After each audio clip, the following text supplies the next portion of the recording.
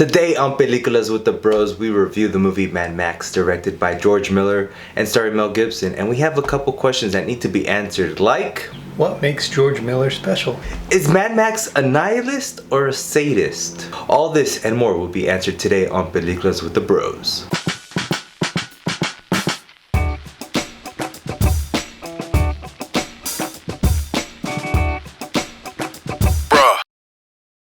What's up, bro? What's up, bro? And welcome everybody to the show. This is Peliculas with the Bros. My name is Adrian. My name is Ivan. And Peliculas with the Bros is a show where me and my brother Ivan discuss a movie every week. We discuss a new movie. Ivan, what's the movie of the week? Mad Max. And we're talking about Mad Max because the movie 3,000 Years of Longing, directed by George Miller, is about to come out in a week or two. So we're getting ready by watching a couple of his movies. We're starting with Mad Max. We're going to end with Happy Feet, most likely. I saw his filmography. I was like, we should do Happy Feet. Wait, we're doing multiple of his? Just one more. Oh, okay. So I was like... Like a mini series? Yeah, a mini series. Bite size. Yes. Cupcakes. So Millie G is our subject of this next 3 weeks. So why not start with his first movie, Mad Max, which I actually never seen. Have you? Cool. But before we get into that, thank you for listening. Thank you for watching. This is a podcast, a show. Like I said, every week we drop a new show. So if you want to watch us, if you want to watch two guys talk about movies, two guys who are brothers who are Mexican talk about movies, then you're in here for the right place, right reason, I should say. So hit that subscribe button, hit that like button, leave a comment. Tell us what you think about Mad Max too, if you like it or not. And welcome to the Peliculites gang. Is that a good word? Welcome, Peliculites, to the gang. Welcome, Peliculites, to the gang. You are now initiated. Go get a tattoo, and you join the gang for reals. Ivan, are you ready? Bear with me, okay?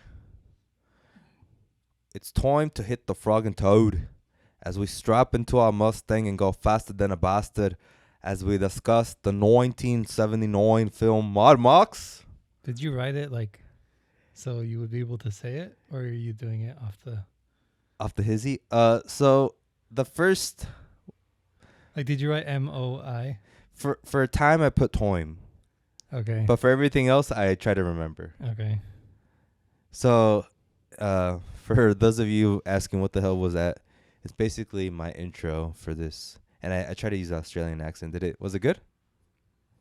1979. So I watched a little YouTube video of like how to mimic the Australian accent in easy steps. The I in like words like time have to be OI. Try it. Time. Say Toysy boyga. Say there you go. Boyga. Boyga. So that's boyga on the bobby. Yep. And right. then another thing is when you say butter, it's butter. Butter. Butter. He's Australian, people. Boyga with the butter. Boyga in the butter. It's time to have a boyga and put some extra butter on it. Extra butter. There it is. Butter. Ivan, what's the movie? Mad Max. Directed by George Miller, written by James McCaslin and George Miller. The premise of this movie: in the ravaged near future, a savage motorcycle gang rules the road, terrorizing innocent civilians while tearing up the streets. The ruthless gang laughs in the face of the police force hell-bent on stopping them, but they underestimate one officer, Max, played by Mel Gibson. And when the bikers brutalize Max's best friend and family, they send him into a mad frenzy that leaves him with only one thing left in the world to live for: revenge. With the cast of Mel Gibson as Mad Max, Joanne Samuel as Jessie, Max's wife, Hugh Keys-Byrne as the toe cutter, the leader of the motorcycle gang, Steve Bisley as Jim Goose Rains. Who would have known? Who would have known? There was a goose before Goose. Max's best friend. Tim Burns as Johnny the Boy, a member of Toe Cutter's gang. Roger Ward as Fred. Fifi McAfee as Max's MFP captain. David Brax as Mudguts. Vincent Gill as Crawford. The Knight Rider. Say the Knight Rider in Australian accent. Noit Reuter. Noit Reuter. There you go. Noit- Night Rider. Noit Reuter. Night Rider. Wait, Night Rider. Noit Reuter. Night Rider. Noit Reuter. Man, this is podcast gold, isn't it?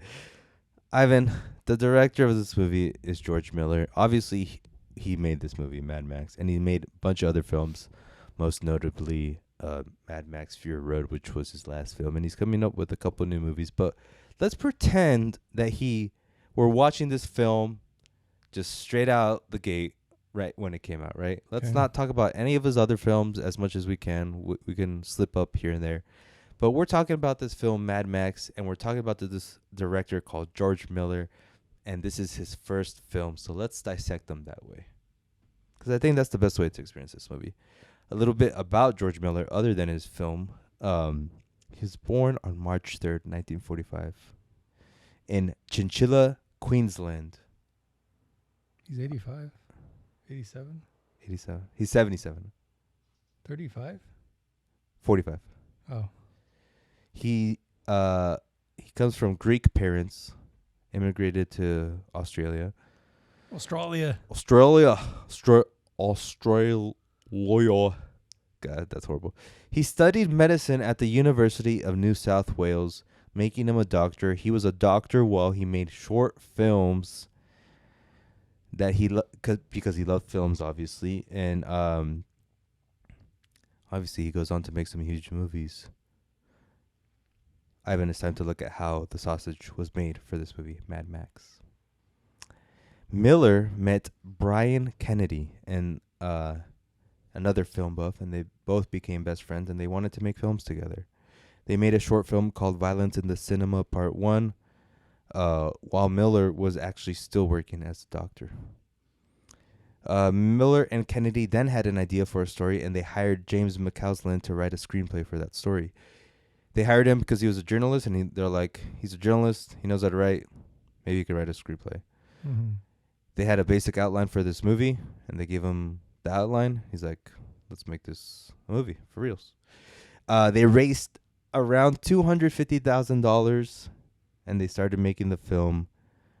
Miller first wanted an American actor just for the clout, but then he decided to get this guy called Mel Gibson from a graduate school that just graduated in acting. The cars used in this film, the Ford Falcon, used for a lot of the cars, for the police car, and the Pursuit Special, which is the name of the badass black car in this film. They didn't have permits to film, so they were trying to film a lot of it on the go. But local police noticed that they're making a film. They're like, we'll help you out. Help you out, mate. Help you out, mate. Oi! Oi, mate. Oi! Okay. I don't want to make this violent. I love the oi. I'm gonna start using that. It was originally not gonna be post-apocalyptic world, but due to the budget, they're like, we need to have it in a place where we don't have any buildings to make it feel like we actually have money to film this. So we had to make it post-apocalyptic. So a constraint limiting them made it post-apocalyptic. And also, it was originally meant to be a satire on car accidents and like car culture. They deviated from that, obviously. And another little trivia fact, most of the biker gang in this film are actually part of a real outlaw gang, hence their motorcycle abilities. And we'll talk about this more, but obviously a lot of the stunts in this film are pretty crazy, and the cinematographer recollected a scene where he was holding a camera while he was a passenger on a motorcycle going 110 miles per hour. And he said, I knew we were risking our lives out there. Risking our lives to make this movie, Mad Max. Mad Max, Evan. Yeah. Have you seen it? No. Why not? Meh. How many of the Mad Max movies have you seen? Just the big one. Just the big doozy? Yeah. I am similar, but I can say that I watched what is it? Beyond Terror Dome on TV in bits and pieces. Hmm. It always played like on USA Network or like TNT, whatever. But I was never interested to really watch it for some reason. I'm like, the tone, the look, and when I was a kid, I'm just like, nah, don't want to watch it. Hmm. Even though I knew.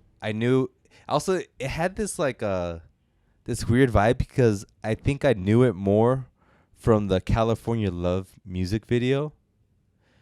Tupac, sorry, Ivan's really young, guys. Tupac, and Dr. Dre, they made a song called California Love. Ooh! And the music video was Mad Max themed. And I was like, oh, this is a cool theme. They're like, oh, it's from Mad Max. I don't want to watch Mad Max. But yeah, it was always out there, and I never really wanted to watch it. But this film, Mad Max, I don't think it was available anywhere for me during the years, unless I got it like on LimeWire or something. Right. Did you have any kind of like knowledge about, like, other than the Fury Road?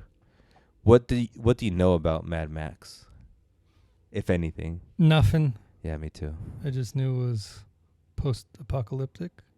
Yeah, That's all. that's a good point, because we'll get into that, like the post-apocalyptic of this movie.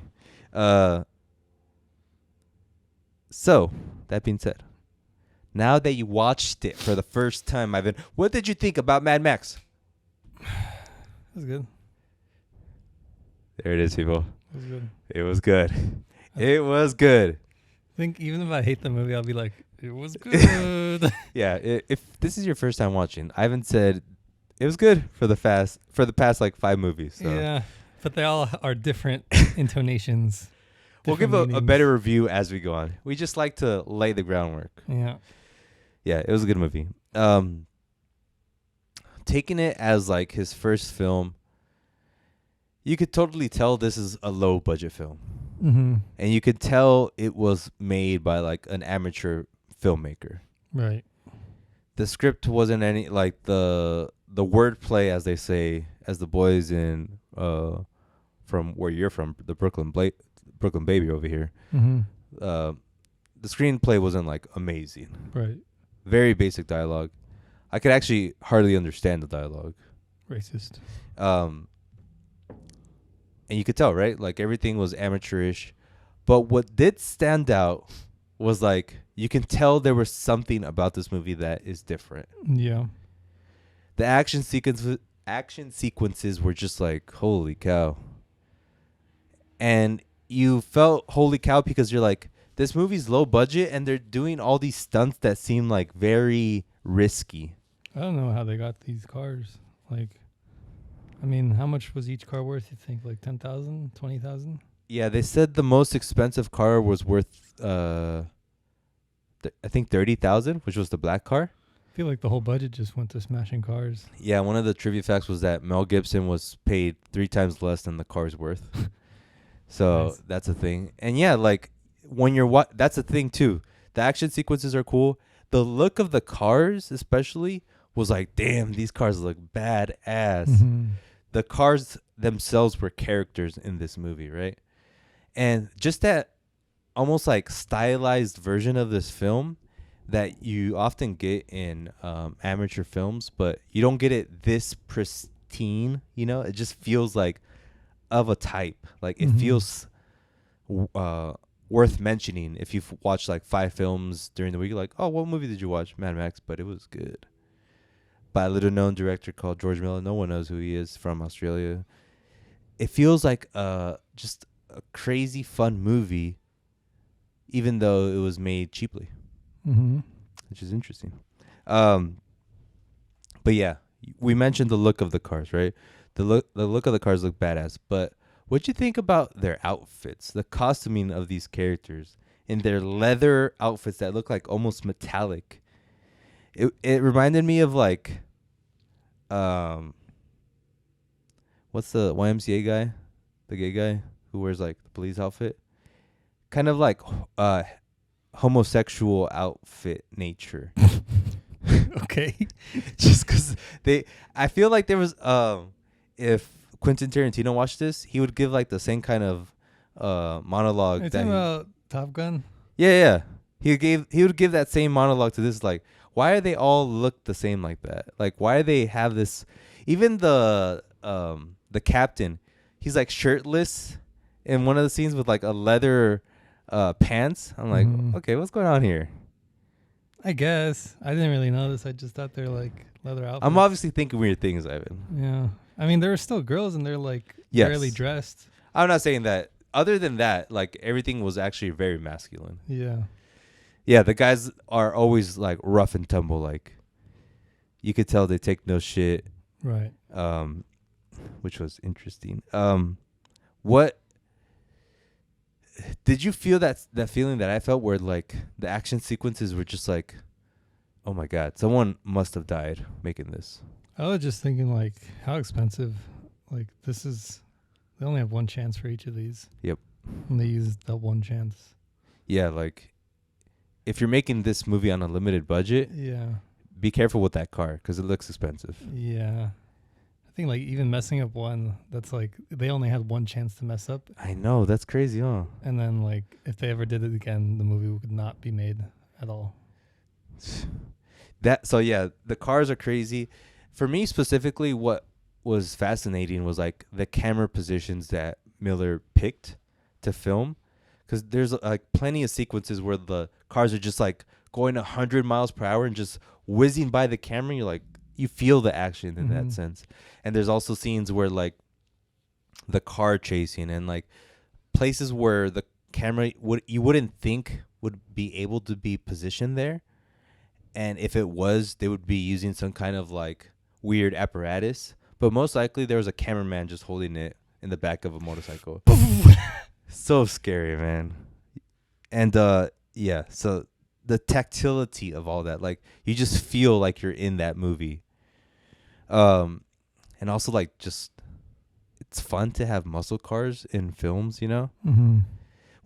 When there's a scene when Mel Gibson and his other police officers, they go inside like a basement and they're all working on cars. I'm like, wouldn't it be awesome to have that kind of culture in society where like the police officers are just like trying to enhance their weapons to fight crime? Be funny. Right? Like oops. I need more kickback on this gun. Jesus. Let's modify that gun. It's like, oh, it would be cool for them to build their own weapons like that. Yeah. And Like I would just personalized stuff. yeah, almost like what's that guy in James Bond that's always like tinkering? Or like Q. Yeah. That guy, but like part of the job description of police officer is like you have to tinker with stuff. You're a tinkerer. Yeah, so that's one thing I was wishing for. But like I said, the movie, the screenplay is kind of it's very basic. You don't really need to you don't really need the dialogue at all to understand what's going on. Mm-hmm. Like you could just see what's happening. But for me, it's kind of like incoherent, the dialogue. Like I said, I didn't really understand what they were saying. Similar issue with like the Tokyo Drifter. Is that what it was called? Yeah, Where it was like, oh, we're here. Oh, okay, we're here. Yeah. This is happening. Okay. Yep. Stuff like that. Yeah, and one of the things that I read was that they had to like redub everything because it was shot. It was recorded in with Australian slang, so they had to like redo it to fit with American audiences, which is interesting. I said earlier that it's an amateur film, but it still is able to do a lot with a little bit. Mm-hmm. And that's now after watching a bunch of films, I'm able to like connect some dots a little better than my prepubescent brain was able to do before. And I think of Sam Raimi a lot when I watch this film. Yeah. Especially when you look at like their arc in like their filmography.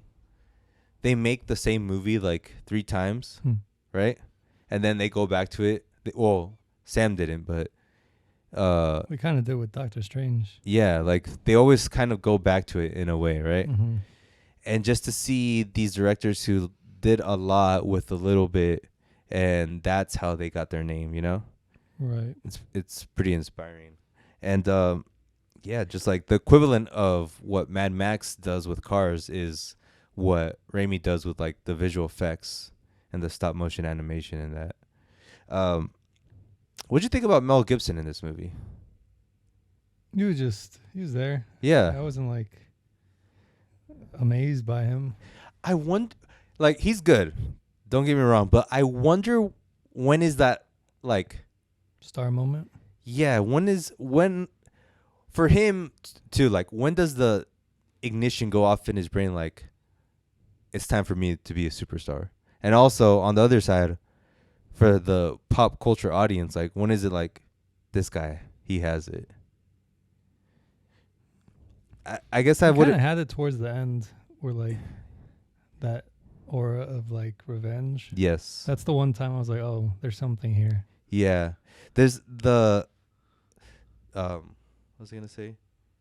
He feels like for most of the movie that he's just coasting along with the story, right? Yeah. Even out of like him and his partner in the beginning of the movie, his partner is like the cooler one. Yeah. It's not until like you mentioned that he goes through this tumultuous event and he turns into Mad Max is when he actually becomes like watchable as a character. Like that scene where he's just like driving and sweating and like falling asleep. That's when I'm like, I like this guy right here. I asked at the top of this podcast, is George Miller a sadist or a nihilist? Mm-hmm. I asked that because this movie does a crazy thing that I was kind of expecting, but when they did it, I was like, wow, he really did that. And spoiler alerts, it's essentially that Mad Max's son and wife get murdered. Mm-hmm. And it's in the middle of the movie. And up to that point, he's just like protecting them. He's living his life with them. But when they get murdered, he turns into Mad Max. And I didn't think the movie was going to go that way. Did you? No, it makes sense why the movie is like something now in like retrospect. But before that, I was like, I mean, I guess the action's good, Yeah. but what's the deal here? What's the hoopla? Yeah. Yeah, because like it unlocks the film. Everything else, the action sequences are, to me, they're really great. But killing a protagonist, you usually don't do. And killing a baby, dude, this guy had some balls. George Miller's a crazy MFer to do that. And it unlocks the movie. It allows Mad Max to be who he is, And if it wasn't for that scene, like, would we have a George Miller today?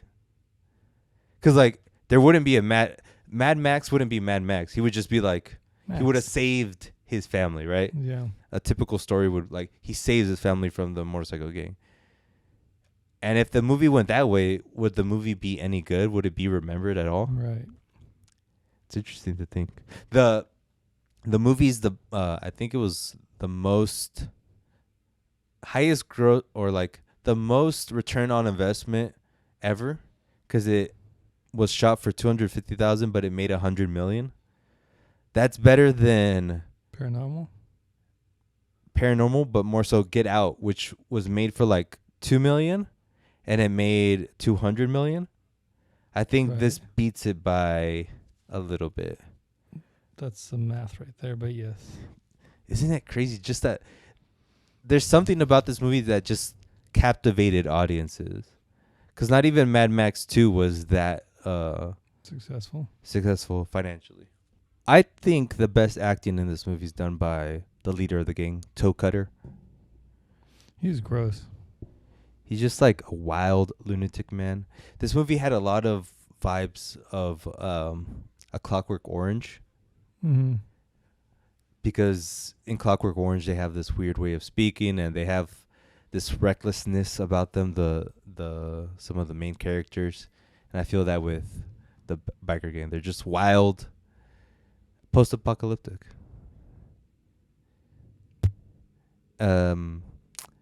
Post-apocalyptic. you mentioned something earlier, and I was gonna talk about it now. Post-apocalyptic, It was the one thing I knew about the movie. which was It was post-apocalypse. while watching it, I was telling myself, so when does it turn post-apocalyptic? Because it definitely looked like. I think it's just like post-apocalyptic, like 10 years after apocalypse, or like 5 years or whatever. To me, it was more like society has crumbled, but it's still like it's not that bad. Like a more realistic, like, okay, we're not going to just be savages. Yeah, instantly. like there was no nuclear bomb that went off. It's just that no one believes in the government anymore. Yeah. And I was like, okay, this is a weird, and knowing like what Mad Max, the other films are like, I'm like, when does it become like crazy? When are people taking drugs and people are shooting themselves in the heads or something? I don't know. Right. So for the whole time, I'm like, when is this movie going to go real post-apocalyptic? And then I was thinking, I think it's just because he didn't have the money to go full post-apocalyptic. Like, he couldn't do special effects. Yeah. He didn't have the money for that. He didn't have the money to have, like, a big ensemble cast with, like, a bunch of people that look like homeless people. Right. But it's interesting to see, like, the humble beginnings all the way to Fury Road, which is just, like... Isn't that crazy? I thought it would be closer to that. So when I saw this, I was like, the heck? How does it get to there to there? Yeah. But like I said, and like I mentioned in the beginning, you have to watch this film without knowing, like, try to watch it without all the baggage that comes with Mad Max filmography, right? And watch it like someone just gave you a student film. Mm-hmm. And if you look at it like that, it's a really good movie. Mm-hmm. You'll be like, dude, you have a lot of talent. And I think that's what the audiences saw. This is the review from the New York Times when it came out. Wow. Mad Max is ugly and incoherent and aimed probably accurately at the most uncritical of moviegoers. Jeez.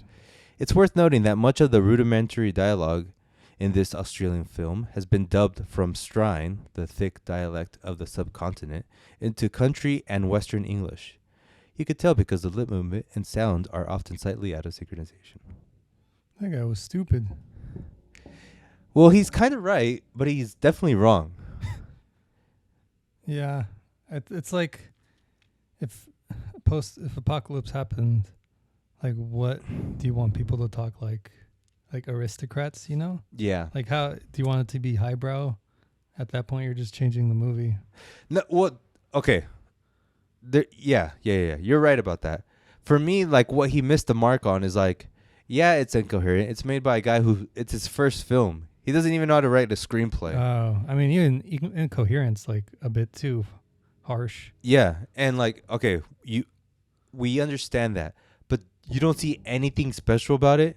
You don't see that the action sequences are, for its time and for its budget, just kind of innovative. Yeah. And he's just so highfalutin that he doesn't recognize that. Critics can't trust a single one of them. Not one, but maybe two. Hey, baby! Couple of brothers, maybe? Hey! Ivan, it's time to rate this movie. Out of 5 Ford... No. Out of 5 cars. That is so boring. Can you be less? Out of 5 Pursuit Specials. Oh, wait. One thing before we get to that. Did the Batman take inspiration from the Pursuit Special?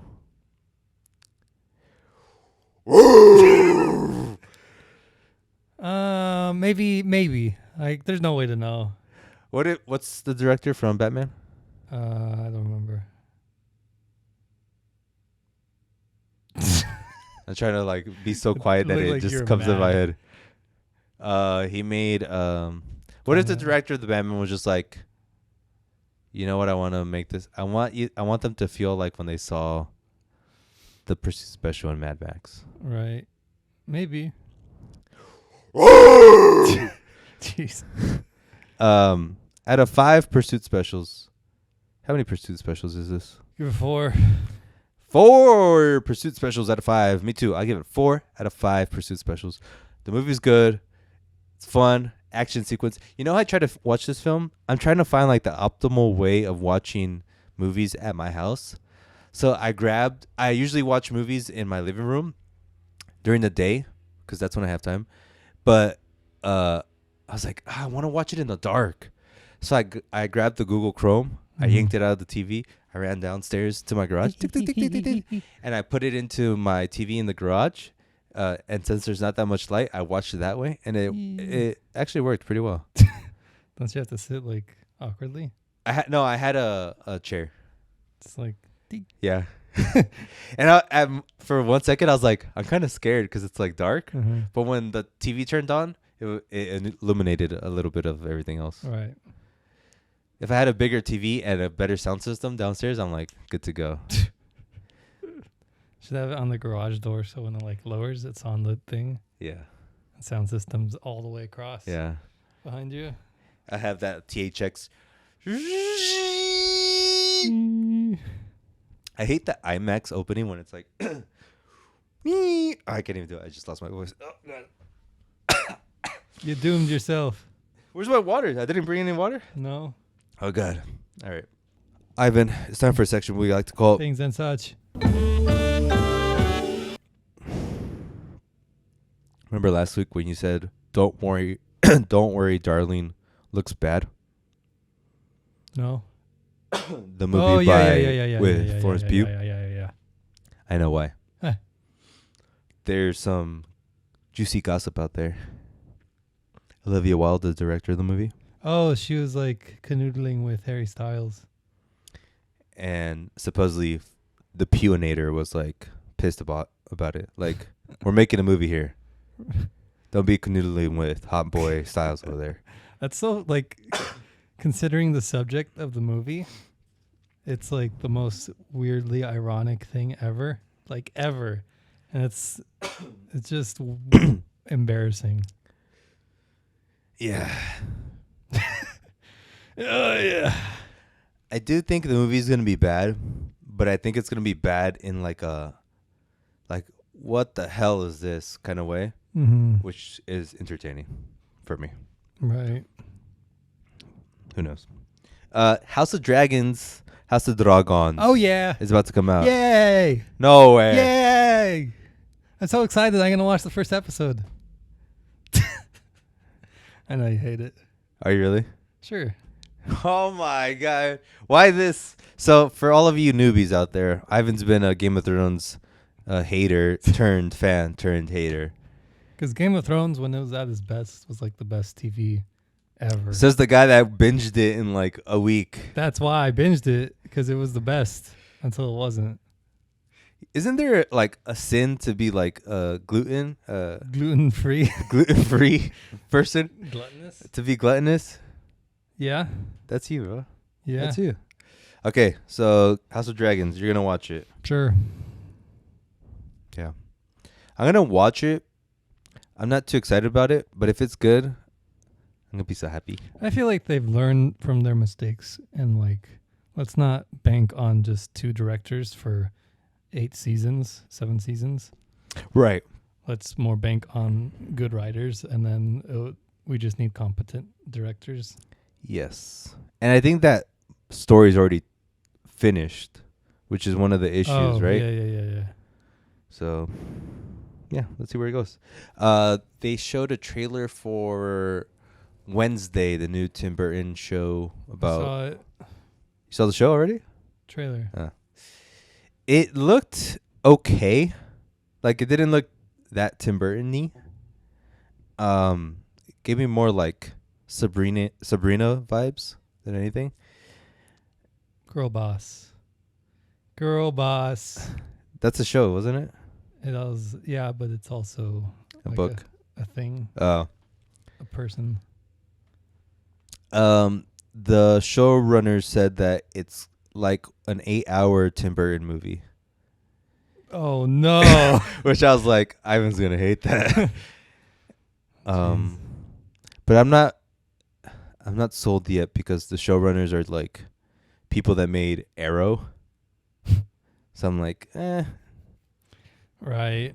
I mean, I don't know. I'm not gonna watch it, but I'm not wasting my mind on it. I'll watch the first episode, and if it's good, I might not watch the rest. Ivan, it's time for the brand new but quick Marlon Brando happy hour in 1 minute, but actually 5 minutes. I watched it like a week ago, honestly. Okay. A Streetcar Named Desire. Uh-huh. His titular film. The one that made him famous. Is that titular?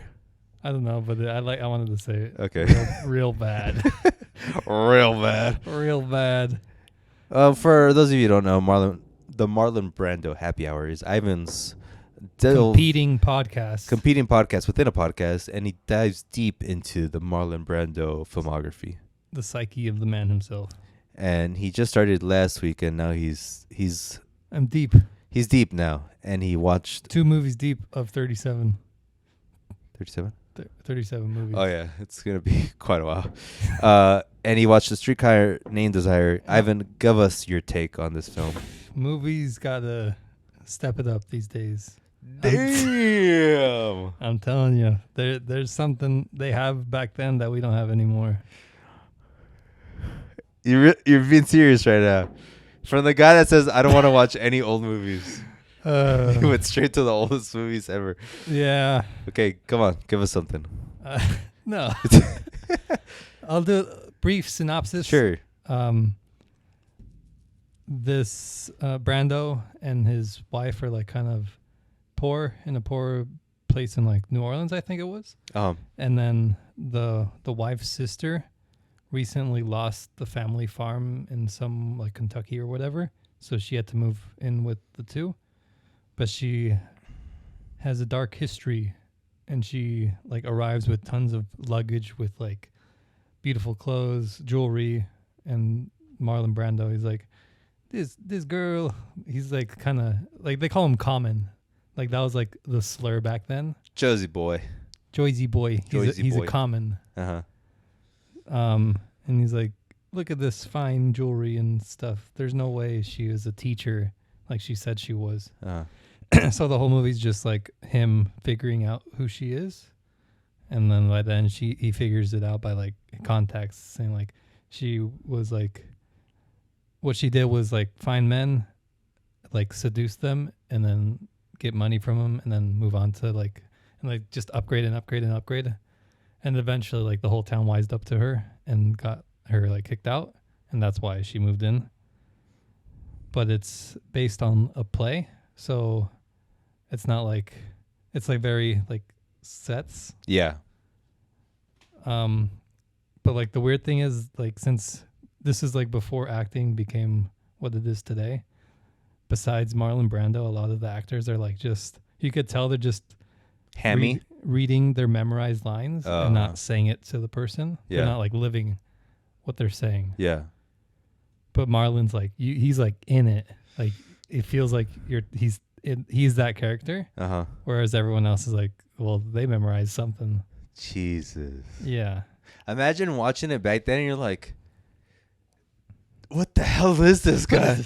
But it was good. Like, it's a lot of the reason I said it's like nothing like today is because the whole movie feels like you're watching like a super good gossipy story, because you're like, who is she? Like, what's her thing? And then like she's also seducing like one of Marlon Brando's friends in the movie, so he has like vested interest. But he's good, and he's the best ever. And oh my god! But I don't know what else is there to say. It was just good. But I like I'm preferring the focus on characters a lot. Like, I think that's what we're missing a lot these days, is just like, I was just thinking of like Doctor Strange, where it's like, this is the start of the movie, this is the middle, this is the end. Where this one felt like you don't really know exactly how it's going. Like you know, like eventually she's gonna be found out for something. Yep. But you don't know what's gonna happen to her. How Marlon and his wife is gonna deal with her. Yeah. And it's just interesting to see like characters and That aren't superheroes. yeah. And then Marlon's like the thing, like it's weird because this is the movie that's like made him like the sex icon that he is, but he's like the most abusive man in the movie. Like he gets drunk and like chases his wife, and she goes upstairs and he's. Do you remember? I don't know if you know like the famous scene where he shouts. Man, I forgot her name, but it's like a famous scene where he's like, "Your name." Yeah. And he does that. Yeah. And that's like an iconic scene, and like the whole thing's just like a toxic relationship where like he does something bad and then like he goes through like, "I'm sorry, baby, it will never happen again, baby." Yeah. And she takes him back like, "Oh, he finally changed." Yeah. And it just keeps happening over and over again. Story of my life. Yeah. What? But it's good. What's next? Viva Zapata. Interesting. It's about this Mexican. You already watched it? No, Oh. not yet. A folk hero. I don't know exact, but like he plays like a Mexican guy, and he has like a Mexican mustache. Oh, yeah. I think This is gonna be good. Yeah, it might be racist, Yeah. but This is gonna be good. I mean, he probably nails it. He's more Mexican than me. Yeah. That'll be Well, good. you'll report back next week? Yeah. I'm excited to hear more. It's gonna be good. It'll be good. You think he's better than like Leo and I saw an interview. Technically, no, but like I saw an interview. Like someone asked him, like it was a talk show, so it's like one of those people, like, like Conan. you Yeah, know, yeah. Like he has to have that personality. He was talking. Marlon was talking about like acting and how we act every day, and then the talk show host is like, "So you're telling me I can act better than you in some of the movies you've done?" He's like, "Well, technically no, but you could probably act better in roles that I could never do." right. So Right. it's like it just depends what you're suited for is like his point. So like he might be better at Leo in certain things, but like Leo's better than him at certain things. Right. And that was his thing. Interesting. Well, that concludes the Marlon Brando happy hour in 1 minute, but actually 5 minutes. Yeah. Now it's time for a section called What's on the Telly? Ivan, I got something hot and juicy for you. You're gonna be, I don't know what you're gonna be thinking about this. I went to watch a movie called E.T. You went? I went to the theaters and watched IMAX E.T. I thought I had a burp. He did it. For those of you who don't know, Ivan can't burp on command, which is embarrassing. I watched E.T. and I realized that it was my first time watching it because I was like, oh, I've never seen this before. Really? Yeah. Because I've seen it in bits and pieces, but I've never watched it from beginning to end. I think I watched it in class once. And for me, E.T.'s always been like, it just never really interested me. And it kind of looked boring. E.T. feels like your movie. Just wait. Oh, God. I'm Yes. sick. Yes. You're about to throw It's up. in my belly. It was freaking amazing. It was just like, yes, this is a movie.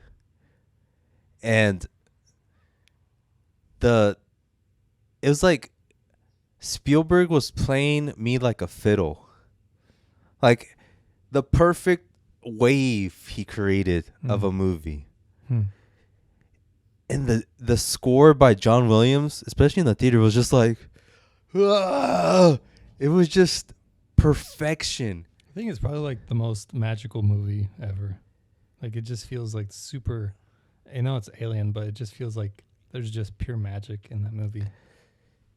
Yeah, and it's funny you say that because like it does, you feel that like you're in like a tank of magic while you're watching it, especially in the theaters. But the graphics are horrible. E.T., his like motion is kind of horrible too.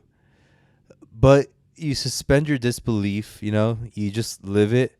And what makes it, what other than like the score that takes it to like a whole different level, what takes it to that extra level too is the acting by Elliot, the main character. He's just like so freaking good, especially for a kid. Like when he's like crying for ET, you're just like, honestly, I almost, dude. Adrian, no. I almost. Adrian, no. My eyes got wet. Did you try them? I did. Huh. A couple other people in the theater, I heard. Really? Yeah, man. Wasn't COVID? Nope. Did you ask? I did.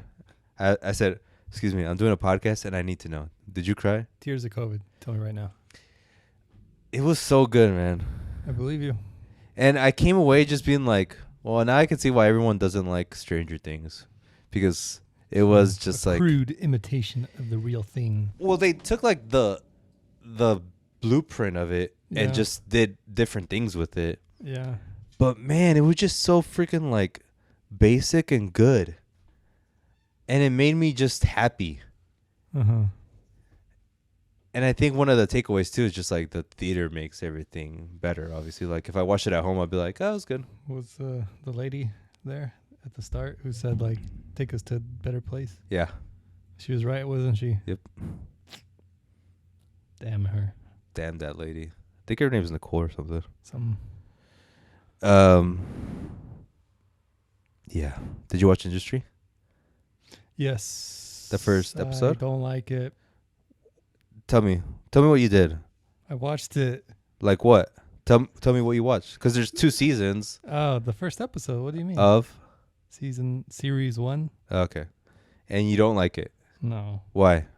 I'm not into that aspect of Succession.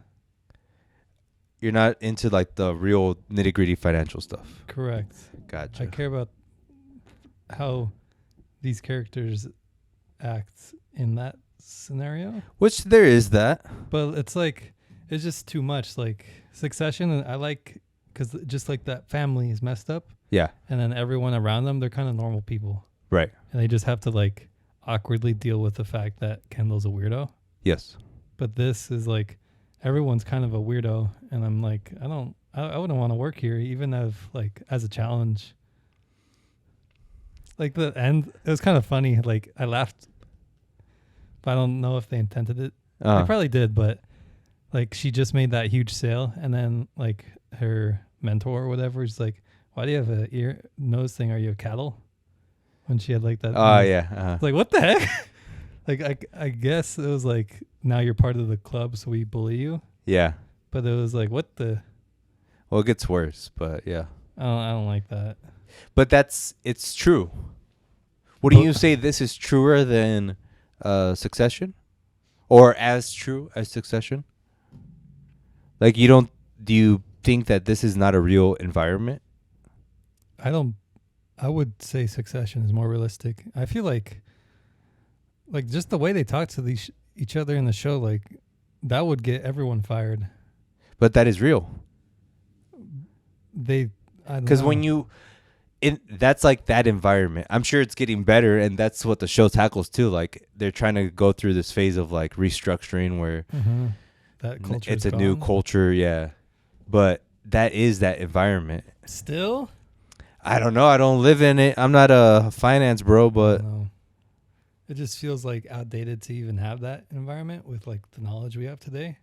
But I think you're just thinking like and this is you're just an idealist. Like you're kind of like too optimistic. Well, I think Succession is like realistic, and it's as modern as that show.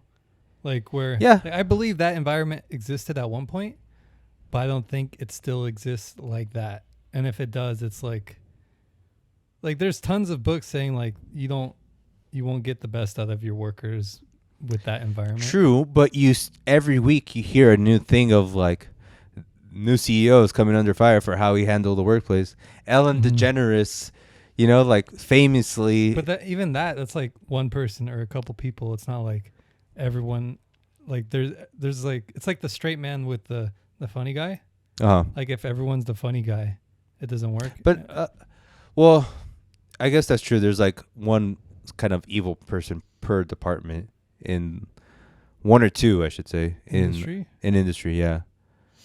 But even like the good people, they're like at the end of the episode, they're talking about like they're in the bathroom and they're talking about the black girl, like oh she went to shit school and also she's black.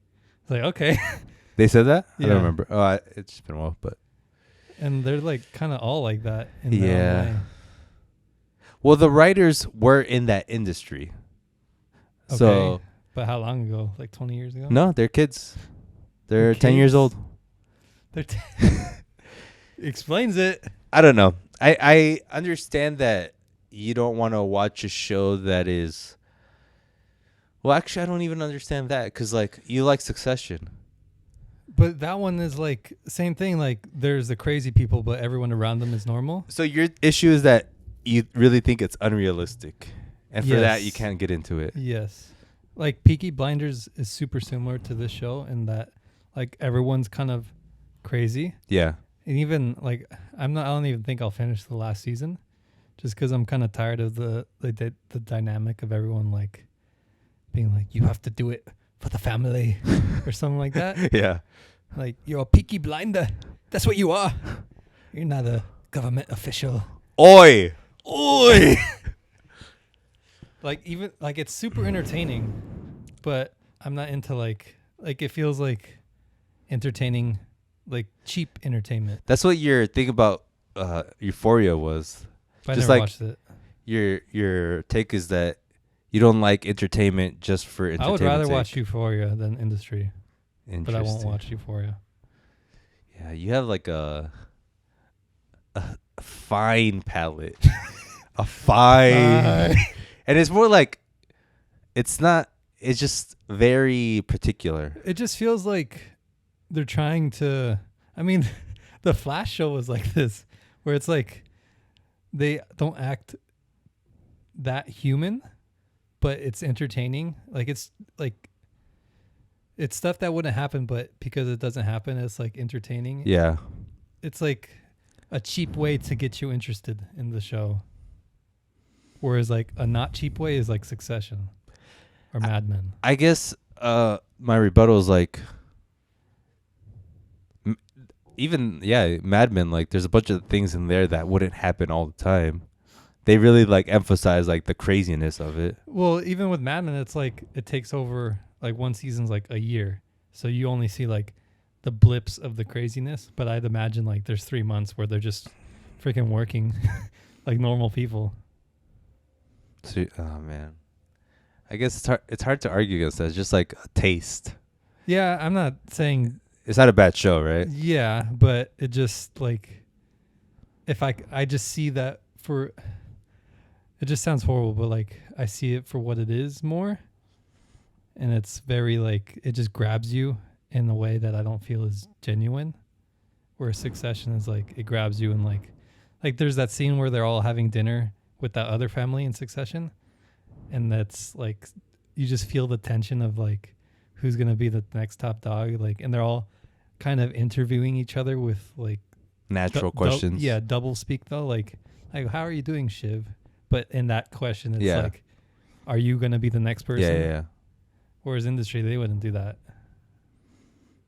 And I think that's more realistic. Succession, like that double speak of you're saying something, but you actually mean something else. Yes. The double entendre. Yeah. So I watched the latest episode of Succession, and they're getting like really technical. Like the way it Business? differs from Succession too is that they're really mean getting Industry? into the sorry, Industry. The way it differs from Succession is they really get into the nitty gritty about like what they're trying to do, and it's a lot of financial speak, which Yeah. can get confusing. But it makes me just want to rewatch it again so I can understand it better, because I understand like the concept as a whole, just not the nitty gritty stuff. Yeah. And for that reason, I kind of like it. But I do feel that like the writing is not as good as Succession, just because Succession is just so much more natural. There's a lot of points in the show. It's like, you've heard this line before. I think one was like, "No rest for the wicked," and that's such a like obvious thing. And if it happened in succession, it would be from like Greg. Greg would say that, Right. like, "No rest for the wicked," Right. and he'd say it to like Tom, and Tom would be like, "Shut the heck up, Greg." Yeah. And like just slap him a bit and kiss him. Lick his face. Yeah. Oh man, there is one thing that I find disgusting about Succession. I mean, I keep doing industry, and and I think they're doing it on purpose. But like, it's so everyone's just getting richer. Oh. Like, even as you go on, like you'll see, like they're getting richer, and like they're just finding ways to make more money and make more money. I'm just like, it feels gross to be with cool these if, people. like, at the end of the show, they like it changes to like characters. Like, what does this money actually mean? You know, or does that happen in the show? They're still seeking, like they all want to be successful. Mm-hmm. But yeah, they don't really know. That's not making them happy. Like even Harper, the one that makes the big sales, like she's able to keep doing that, but she's the unhappiest out of all of them. So the end of the show should be like, she makes her own firm, but it's a good firm or something. Well, Don went through the same thing. Yeah. Like he kept doing the work, but he's like, I'm not getting happy. But does Harper, is there any like relationships that like grow her or change her? 'Cause that's Don's Yeah. thing. Like he worked, but then he had the relationships throughout that like made him. There's a the Hilton of industry is now in the show. That's funny. So she has like a person that she's trying to appease. Yeah. Oh, Hilton. I really hated Hilton. 'Cause like he was so weird. Yeah. The way he spoke. Yeah. I mean, I liked him, but I don't know. He's a very weird character. I like the idea of him. But I don't like. Right. Like I would not talk to him. No. I want to rewatch Mad Men. I watched a show, 2 episodes of a show, which was so freaking weird. Have you heard of The Rehearsal? Oh yeah. I haven't watched it. Have you watched his other shows? I watched like a couple episodes. When I saw this guy, Nathan Felder, I thought he was the guy that you were talking about when you were talking about the city of New York and how like it's messed up. It's because he put on that dude. To HBO. Like he's funding him in a way. Gotcha. Yeah. Like he's Birdman to Lil Wayne. I guess. Okay. So weird, this show, and it's like it's funny, interesting. I don't want to watch it anymore, but like what I watch, I'm like, this guy's like so weird. Do you know his like thing is? Does he play the same character? Have you seen the other show? No, but I think he does. Well, I think he plays like a character, but it's very close to who he actually is. Yes. Like he kind of acts like oblivious. Like Yes. he makes like stupid Starbucks and someone's like, "That's stupid." And he's like, "Why? Why do you think it's stupid?" Yeah. And he just plays that up. Yeah. And there's for one of let me reacclimate myself. So one of the things is like one of the episodes is dealing with like how a guy wants to let his friend know that he lied about getting a master's. He never got a master's, right? Okay. So he wants to help him to. Don't they like practice saying it? Yeah. So they rehearse it. Yeah. And they rehearse with actors, and he's like, I've thought of every possible scenario that could happen. Yeah. And he has like a computer with him and a flow chart. So like if he says something and it doesn't work, he's like, okay, plan B. So is it like a thing on Zero? Or? No. They just rehearse it. And like Okay. he walks him through. He's like, all right, you see how you messed up there? So by the time they actually do it, it's like you have everything planned. Yeah. And then he's like, what better way to rehearse than like building a replica of the bar that they're going to be at? So he replicates the entire bar in a studio. And he's like, he plays it straight. So he's like, obviously this is the best way, right? It's like, Yeah. you know? instead of trying to be funny about it. And then what was the hilarious thing? Oh, like there's the actors, I mean the characters, or I don't even know if they're real or not, but like the reason that the show's good is because they're kind of crazy too. Mm-hmm. And one of the guy, he's like, the way he wants to tell the person is on a trivia night, and he loves trivia. Okay. So one of the issues that they had during rehearsing is that he doesn't want to lose in trivia. Like if he loses in he'd rather not tell the lady about his secret than lose in trivia. Yeah. So he's like, okay, so we have a problem here. How can I help him? He's like, what if I find out all the answers and tell him the answers? He's like, no, he doesn't want to cheat. He doesn't want to cheat. So what I'm going to do is I'm going to randomly implant all the answers in him without him knowing. So throughout the week, he just randomly says like a fact. George Washington. Yeah. And then he hires like Slumdog Millionaire. He hires actors like on the street to say random things to him. So he passed by a police officer and he's like, what's going on, police officer? And he's like, oh, someone got shot in the head. And he's like, oh, damn, that sucks. And I forgot the fact, but he's like, yeah, happens like 1 out of every 10 times in here in New York City. He's like, good. Really? And then the guy's just like, okay. And they walk away. But just like the nuance to it is so like freaky. Yeah. It creeps me out, but it's interesting. I'm scared to watch the show. Like, it's the only show that I'm like, I don't want to watch it out of fear. Why? Just it's so like awkward. Yeah. Both of those shows. Yeah. But like, I think that says something, so I gotta watch it. It's like my white whale. I gotta conquer it. But I feel bad for like the actors or like the people that are in the show because they're awkward too. Right. Because like, they're people. Yeah. Like you could tell especially the first guy's like he has some kind of weird anxiety that makes him weird. Yeah. It's creepy. One day. What are you watching? Anything? Not really. What am I watching? I got some more if you don't. Go.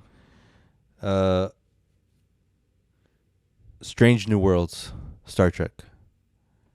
Okay. So I'm finally understanding what I'm watching now. Like, I know what I'm watching. I get it. Okay. I'm watching an episodic show. Sorry. What? I'm a dumbass, okay? Episodic in the sense like there's ER, there's Grey's Anatomy. Like every episode, they're at the office. Oh, you like there's no overarching. Yeah. I mean, there is, but it's mainly just like right. A mission, and we complete it. A mission, and we complete it. Monster of the Week. Monster of the Week, right? Yeah. And I usually don't like that. Like, I actually hate that. But watching Star Trek Strange New World, or whatever it's called, it's just well executed. The production quality is amazing. The acting is really good. And it's sci-fi. And it just so happens to be episodic. And I like it. Moral dilemmas? Yeah. Good ones where you're like, ooh. Name one. Give me like something where like, ooh, ah. The last one was like, well, the big overarching moral dilemma is like Captain Kirk knows that he's gonna die if he goes on this mission, this 5-year mission, because he saw his death, and he's like, should I go on this or not? And he decides to go on it, but he hasn't reached the time where he's about to die. So I think that's going to be the overarching dilemma. Yeah. But the latest one was Spock and his wife, and them recognizing like that they love each other, even though they love their work too. Like they thought, or more so, Spock's wife was like, "You love your work more than you love me." He's like, "No. I am my work, but I love you." Mm-hmm. And she recognizes that through switching bodies with him.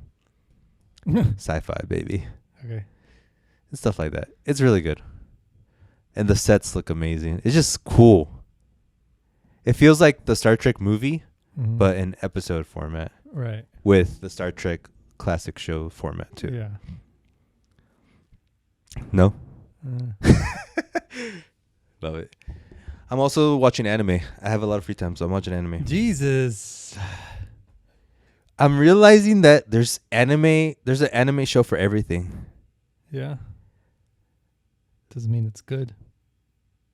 And there's one that I watch where it's like this kid wants to be a anime director. He wants to create anime. So he goes to school for art, and him and his friends like create Is it blue paint or something? No, it's not blue paint. It's something else. Okay. And then I watched. These are like one episodes that I watched, and they're 20 minutes, so it's not that bad. So don't judge me.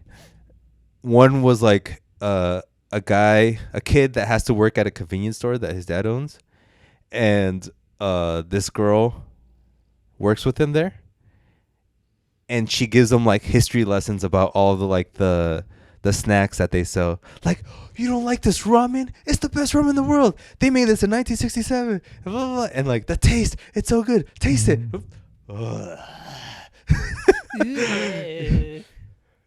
Yeah. It's just crazy to me that there's an anime for everything. Yeah. And some are interesting. And some are just like, okay, what am I watching? Right. I think that's it. I watched a lot of things. Time for a section called Things. Really Be Bus. Oh, what? No. Wow, you did it on purpose, huh? No. It's time for a section we call Really Be Bussin'. Oh, what the heck? Why not? What'd you listen to? Nothing. Oh, wow. You just felt like it? Yeah. Okay. Nothing. Megan Thee Stallion. Oh, I listened to that actually. Trash? It's like some of it's like, okay, she's done this. Some of it's like, oh, okay, a little introspective, but still, it's like, what's next? Yeah.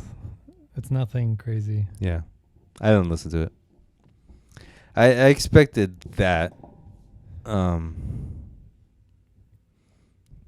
Yeah. I did listen to Lucifer again and again. I actually like the album. But again, it's nothing interesting. As is most rap these days. Yeah. I think after Kendrick. Don't After Kendrick. Don't be a broken clock. After Kendrick. I was trying to listen to some UK drill. Okay. Because I'm like, that music seems like it's popular. And the lyrics are I shouldn't say that. It's kind of, it has substance a little bit. Right. But then I listen to it and I read up on like the big guys. And it's like, I have that same feeling that I have when I listen to like Lil Durk or something, where it's like, should I be listening to A Killer? Suspected? Or I don't know. not a killer, I was but guessing. something like that. I don't know. There's like a moral dilemma going on with me now with listening to. I grew past that years ago, my friend. I read an article and it reminded me of you. It said, why kids are really into Elvis after the Elvis movie. What's the reason? Well, they didn't say why, but they're just like, the Okay, movie that's just showed them like a guy that's good. What an article. Well, actually, I'm lying. I didn't read the article because it's paid. It's like a pay. You have to pay. Gross. But I'm assuming it's like, Nothing. well, people are seeing that he was just like a An icon? otherworldly talent. Yeah.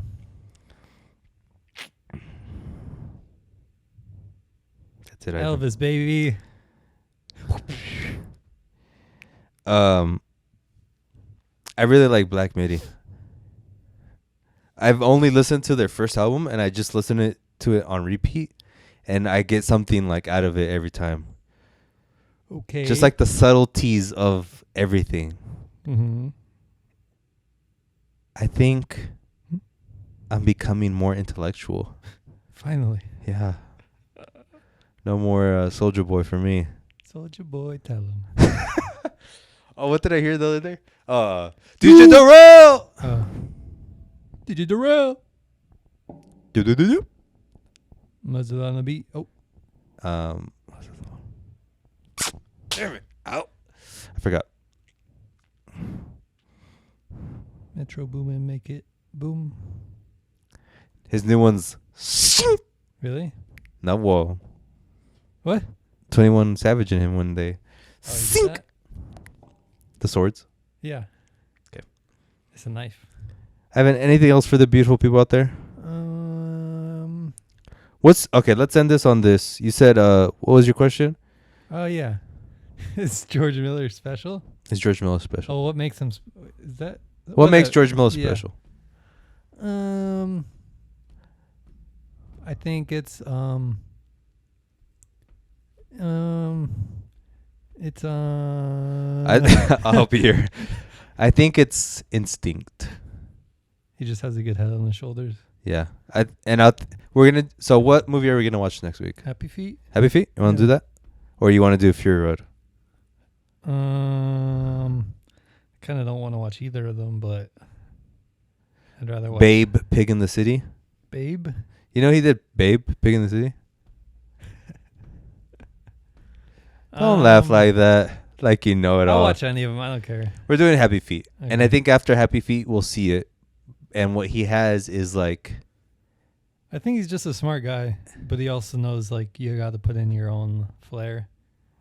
Because like what made Mad Max, well, I see like the pillars of what made Mad Max special is the fact that he made the car crashes actually happen, and it was like that is a car crash. I feel like these days it's like cut, you know, they don't let it linger at all. And then the other thing is he let the hero lose hard and made him like insane, so he's not really a hero at all. I think if you wanted to make this movie super simple, like cut out a lot of the car crashes and just like imply it, and then just have Mad Max save everyone, Yeah. and it would not have made 100 million. Yep. But I'm sure people at the time were like, you can't have Mad Max let his kid and wife die. You can't do these car crashes. It's too expensive. But it's just listening to the fact that, Be different. yeah. And Push the boundaries. Yeah. I think we're gonna see that with Happy Feet. Like, I saw a couple stills of it, and I'm like, You never seen it? I have. Oh. I just don't remember. Oh. And it looks like ugly, but ugly in the sense of like some animals are ugly, so it's realistic. Yeah. But I think he pushes boundaries. He's a risk taker. I think they do an Elvis song in the movie. Oh boy. Because I know the dad, he's like a really good singer. Uh-huh. And he has Elvis's like deep voice. What's better, Happy Feet or Surf's Up? I think if I had to choose, it would have to be Surf's Up. Surf's Up, like handheld camera vibe, was so good. That was, yeah. I think it's one of my favorite animated movies. That and like Rango. Have you ever seen Rio? Nah, I don't know why, but I was never like I always disliked that movie. Rio's pretty good. I know the vibe you're getting, but it's not. Have you seen How to Train a Dragon? No, I don't like that. I watched it. I don't like it. You don't like it? No, Why? I don't know. There's something about it that I was like, this is really like, I don't know. Generic. Maybe it was a little generic, but I don't know. I never got why people were like, How to Train Your Dragon's like the best movie ever. There's people like that, right? They're like, there's some rabid fans out there. Rabbit? Rabbit fans. Little tiny rabbits. They're fans of that movie. From Us? Yes. Wow. Tap the old tummy. Count your wishes. Tap my whole feet. Ready for Happy Feet. All right. We'll be back next week with Happy Feet, and we'll say why George Miller is really good. Peace out. Bye.